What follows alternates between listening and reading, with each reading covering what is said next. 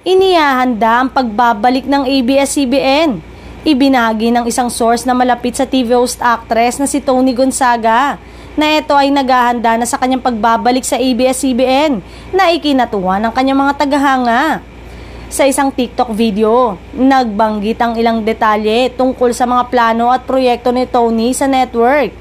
Marami ang nasasabik sa mga paparating na proyekto ni Tony na tiyak na aabangan ng kanyang mga taga-suporta. Kasabay nito, ipinakita ni Tony ang kanyang excitement sa pagbabalik sa kanyang home network.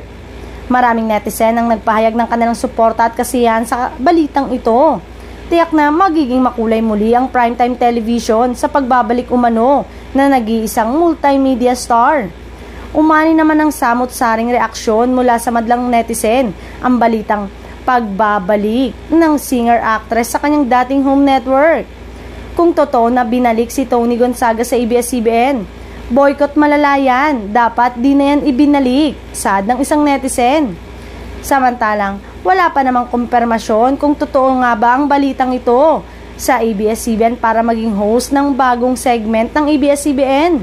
Bukod pa rito, may kontrata pa ang aktres sa All TV na network ng Pamilya Villar, kung saan may partnership din sa Kapamilya Network, kaya naman hindi malabo na totoo ang pagbabalik ng aktres sa nasabing homegrown network nito.